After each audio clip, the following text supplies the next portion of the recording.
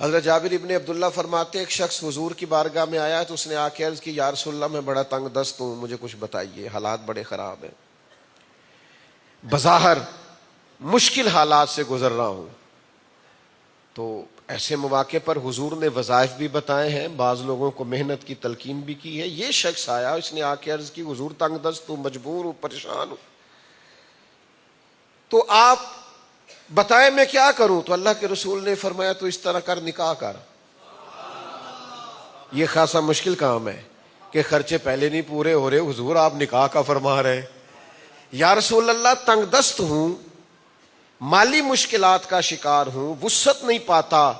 کریم فرمانے لگے تو نکاح کر۔ وہ صحابہ تھے، ان کے لیے حضور کی زبان نور سے نکلا ہوا جملہ حرف آخر ہوتا تھا۔ اس نے دوسری بات ہی کوئی نہیں کی، کہا حضور جو آپ نے فرمایا میں اس پر فوراً عمل کروں گا۔ تو نکاح عظیم سنت ہے، نکاح عبادت ہے۔ حضرت آدم کی پیدائش کے فوراً بعد جو عبادت شروع ہوئی تھی وہ نکاح کی تھی۔ میں کیا کہہ رہا ہوں اس کو سمجھو۔ حضرت آدم کی پیدائش کے بعد جو پہلا کام ہوا وہ جناب آدم کا حضرت حوا سے نکاح تھا۔ تو یہ جو عبادت وہاں سے شروع ہوئی اور آج تک عبادت جاری ہے، آپ اس کو کیا سمجھتے ہیں؟ اللہ تعالیٰ نے قرآن مجید کے اندر میاں بیوی کے رشتے کو اللہ کی نشانیوں میں سے نشانی قرار دیا ہے۔ سورہ روم کی آیت نمبر 21 پڑھ کے دیکھیے گا۔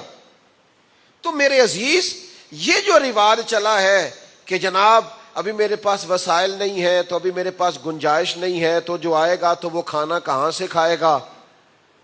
تو میں تو ایک حدیث مسلم شریف کی بھی اس موضوع پر دوستوں کو سنایا کرتا ہوں کہ حضور نے فرمایا اگر ایک کا کھانا ہو بندے دو ہو جائیں تو اللہ برکت پیدا کر دیا کرتا ہے۔ تو ایک کا کھانا دو کو بھی پورا آ جاتا ہے، اور دو کا کھانا تین کو بھی پورا آ جاتا ہے۔ تو رزق میں برکت ہوتی ہے، وسعت آتی ہے جب آپ نکاح کی طرف سفر کرتے ہیں۔